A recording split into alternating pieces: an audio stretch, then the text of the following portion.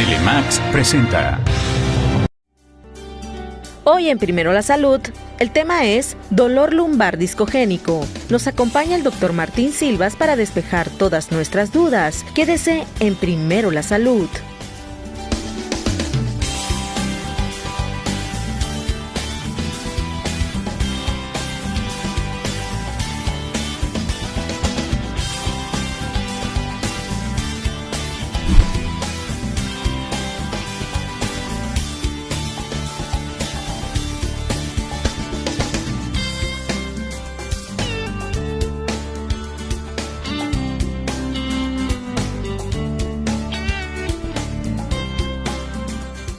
Les agradecemos mucho que nos acompañen en Primero la Salud y les conviene porque hoy vamos a hablar acerca del dolor lumbar de origen discogénico con el doctor Martín Silvas, ortopedista. Comenzamos. La enfermedad degenerativa de disco normalmente se caracteriza por un fuerte e insoportable dolor de espalda o de cuello. La descompresión espinal no quirúrgica, la terapia física y la manipulación quiropráctica son las opciones de tratamiento más recurridas. ¿Quiere saber cómo sentirse mejor? Quédese con Noemí González y los expertos en Primero la Salud.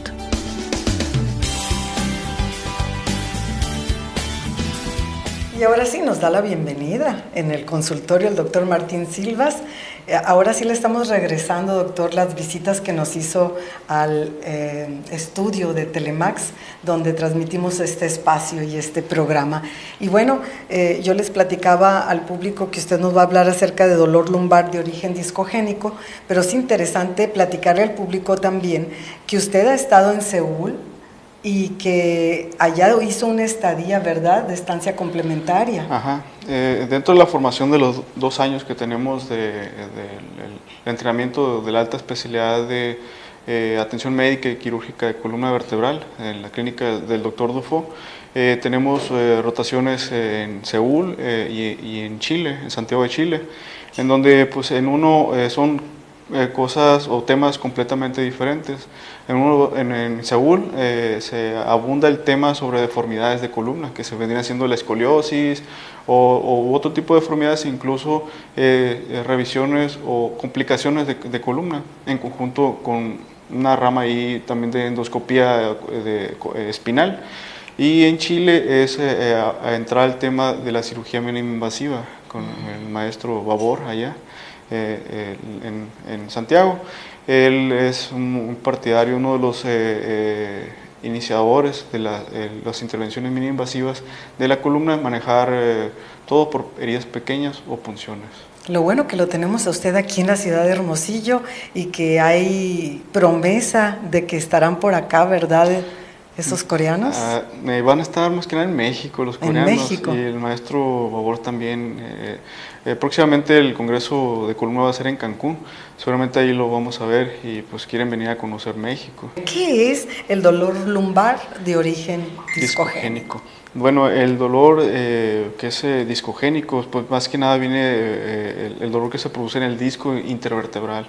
Bueno, el disco, para entrar al tema, el disco intervertebral es la almohadilla que está entre el cuerpo vertebral y cuerpo vertebral. Ese disco, pues esa almohadilla está compuesta pues de un anillo y de un núcleo. El anillo es un anillo fibroso, como el nombre se le da, muy duro. Sin embargo, es flexible y se puede movilizar. Y en el centro, así como una llanta, a todo a su alrededor, en el centro tiene una porción de gel que está compuesto de colágeno, proteoglucanos, mucha agua y células discales. En la gente joven, la característica del núcleo es muy gelatinoso, casi líquido, es muy pegajoso, tiene propiedades viscoelásticas, eso quiere decir que es viscoso y es elástico. Esas propiedades hacen que esa composición o esa porción anatómica sirva de amortiguador.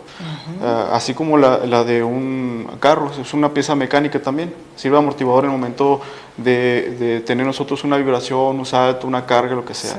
Pero también se mueve, tiene un cierto grado de movimiento de rotación y de flexión y extensión. Entonces, y está diseñado para cargar nada más nuestro peso. Si nosotros comparamos un disco de un adolescente, va a ser, como le digo, muy blandito, muy líquido. En un adulto mayor, un trabajador, el disco va a ser como un caucho, y va a haber porciones que va a ser como una costrita. Entonces esas características de amortiguador ya se van perdiendo, y eso ya quiere decir que es un disco fatigado. Y bueno, sabemos que hay muchas terminaciones nerviosas pasando por ahí. Sí, el disco, así como en una plática anterior, vimos que de la raíz nerviosa sale una ramita que conecta la faceta y es una porción sensitiva.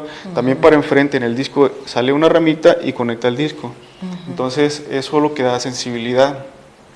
Cuando el disco ha presentado todos esos cambios físico-químicos en su estructura, ahora el cuerpo también va reaccionando y trata de reparar la porción y produce vasos sanguíneos hacia el disco, porque teóricamente el disco no tiene ningún vaso sanguíneo que lo conecta desde su formación. En el momento en que empieza a recibir sangre, el disco va a tener cierta invasión externa que lo va a empezar a enfermar y va a empezar a producir factores de inflamación. Con esto nos vamos a ir a corte, continuamos conociendo lo que es este dolor lumbar.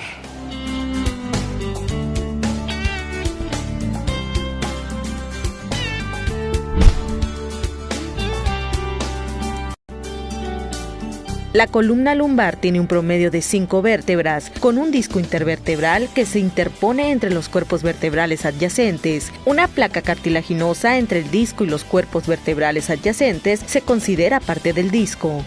Cuida tu salud. Continuamos.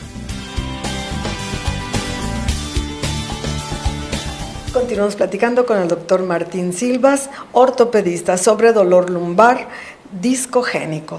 Y bueno, ese disco se enferma, doctor, eso es lo que pasa. Cuando llegamos a ese concepto de un disco enfermo, es que es un disco que ya superó muchas fases de estrés y ya ahorita entra en una fase de fatiga. Así como un amortiguador, cuando se fatiga, sale pues grasita en el émbolo. El disco, esa enfermedad lo podemos ver en una resonancia. En una de las fases de la resonancia se va a mostrar el disco oscuro y la interpretación va a decir, tiene la enfermedad del disco negro. Más bien sería un disco enfermo, porque se va a ver negro porque ya no va a tener tanta agua. En la resonancia se ve el agua, entonces va a estar en sí un disco deshidratado. Entonces no todo el disco que esté en esta situación va a doler.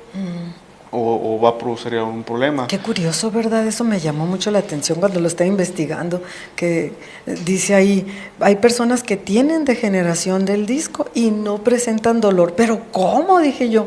¿Qué pasa ahí, doctor? Así es. El dolor va a empezar cuando el cuerpo vaya a conectar vasos sanguíneos, va a haber una proliferación también de nervios dentro del disco, porque el disco realmente es una porción de cuestión embriológica que se aísla de todo el cuerpo y se queda ahí. Entonces, cuando el momento que se empieza a inflamar, el cuerpo lo empieza a conectar y esa misma reacción va a producir factores de inflamación y va a ser una cascada. Entonces, toda esa cuestión de inflamación va a producir dolor. Y ese dolor se va a manifestar más que nada cuando tengamos una carga axial. Axial quiere decir que de arriba hacia abajo. Ya sea que carguemos un peso, que tengamos una mala postura o que duremos mucho tiempo parados. Okay. Entonces, tan fácil como cargar un bebé. Así es. Un nietecito de unos 3, 4 años o 5. O simplemente durar parado mucho tiempo, más de una hora y media o 30 minutos, dependiendo del padecimiento. Va a haber una reacción dolorosa a nivel lumbar en este caso, lo que estamos manejando. Y puede acompañarse una contractura muscular en todo el segmento del lumbar, incluso simular una ciática. El dolor del disco va a empezar también a irritar la raíz nerviosa y el dolor puede incluso bajar por toda la pierna dependiendo del segmento o el nervio que está afectado. Entonces, pues el dolor va a ser pues de una determinación o una característica crónica. Entonces, el asunto es cómo manejar eso. Sí. Porque en sí no es un diagnóstico fácil de llegar, ni tampoco el que no está muy familiarizado con el tema no lo va a llegar a diagnosticar, y el diagnóstico lo va a llevar a un mal manejo, y esto no se arregla tampoco mucho. Que en sí el manejo pudiera ser quitar el disco, pero también si lo tratamos de evitar o de evitar de quitarlo, sería mucho mejor, porque así conservamos el espacio intervertebral, con eso conservamos también la permeabilidad del foramen por donde salen los nervios. Sí. Entonces, siempre y cuando si el disco no está herniado, no vale la pena quitarlo. Okay. Entonces, de las enfermedades del disco es que se puede herniar, fisurar. Fisurar, entonces cuando ya hay un contacto directo con la raíz, pero en sí un dolor discogénico o un dolor del disco muchas veces muchas veces no está herniado. Okay. Y entonces al no haber hernia, pero hay dolor, ¿cómo se explica que está teniendo el montón de dolores en diferentes partes del cuerpo? Entonces eso se va a dar el diagnóstico con la revisión del paciente, con el interrogatorio y con los estudios.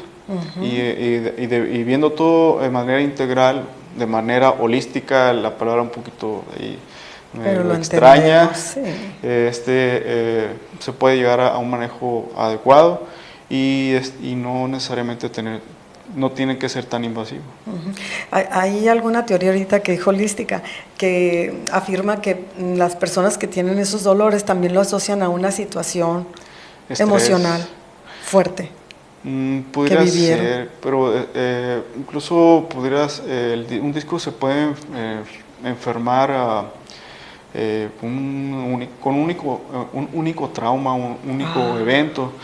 En sí, en cuestiones... Un accidente, y pueden, la edad. Y todo puede comenzar desde ahí. Ajá. Sí, ahora, un disco también que está en ese momento enfermo, se enferma todo el segmento. También empieza a doler la región facetaria. Entonces es enfrente y atrás y es un círculo vicioso que se va dando. Entonces es muy importante. Incapacitante. Es incapacitante. Incluso eso es una de las principales causas, pues la lumbalgia es una de las principales causas de consulta de incapacidad en todo el mundo, y eso lleva a muchas pérdidas materiales en la cuestión laboral. Sí. Y la cuestión económica social. ¿Le parece? Con esto hacemos una pausa y sí. Vamos a regresar para continuar con el tratamiento muy importante. Ya volvemos. Las funciones principales del disco son permitir el movimiento entre los cuerpos vertebrales y transmitir las cargas de un cuerpo vertebral al siguiente. Cuando se transmiten cargas axiales a la columna vertebral, el anillo y el núcleo permiten dispersión de la presión. Cuida tu salud. Regresamos.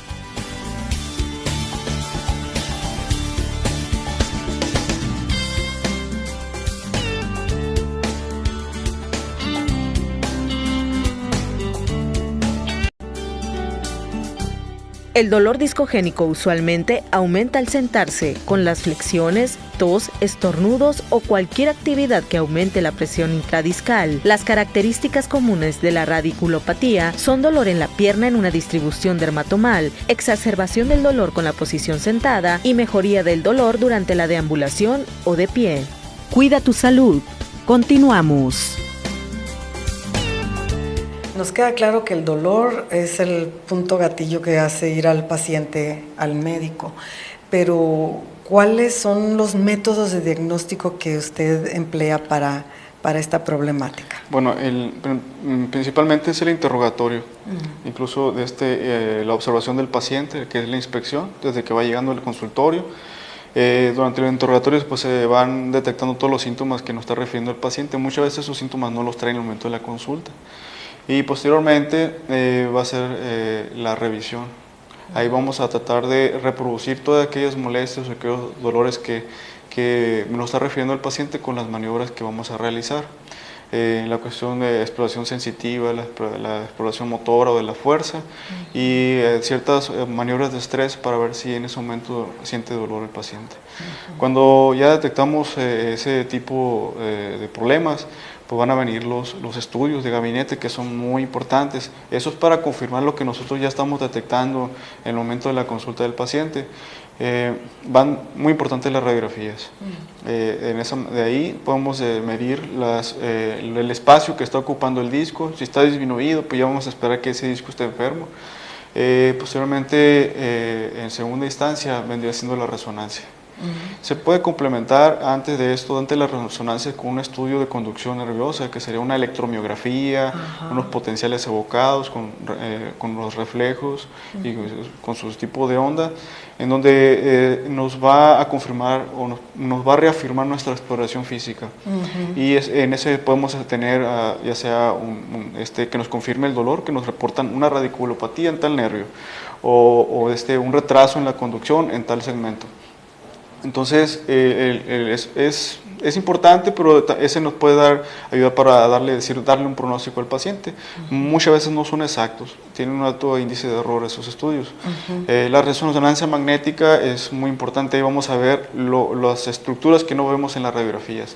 Van a ser los discos, van a ser la médula, va a ser el líquido cefalorraquídeo donde está la médula, los nervios que están saliendo de la médula.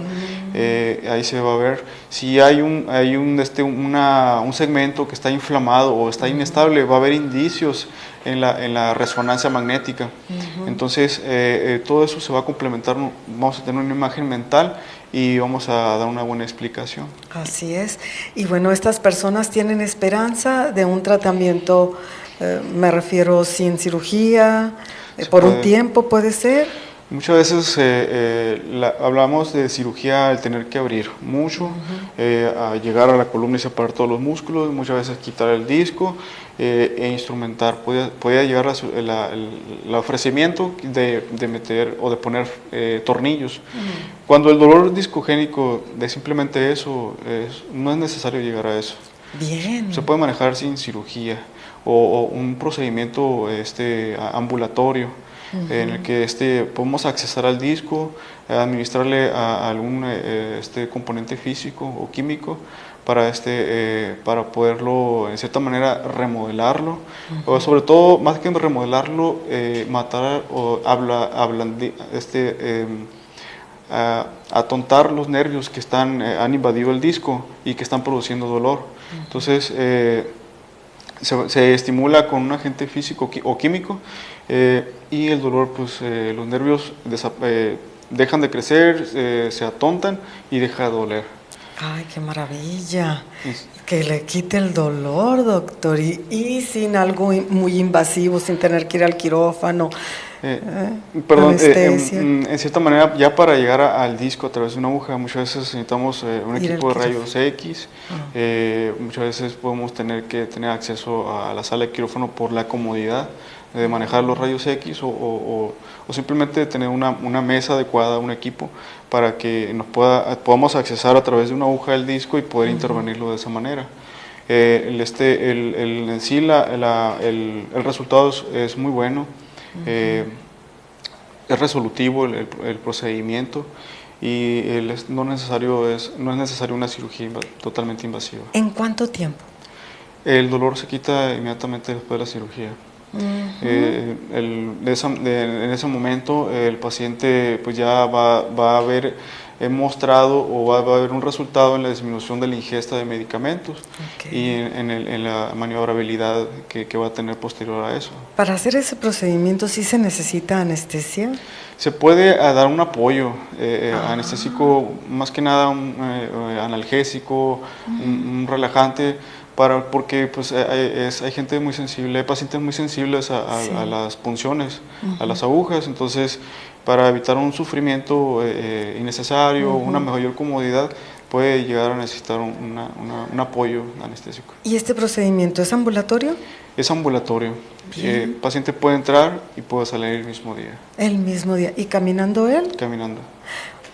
Qué bonito tema, la verdad, muy esperanzador. Le agradecemos mucho, doctor, que nos haya permitido venir aquí a su consultorio. Muchas gracias. Pues a los de Nogales, suertudos, el doctor ahí les va también para allá, pero la buena noticia que está aquí en Hermosillo también.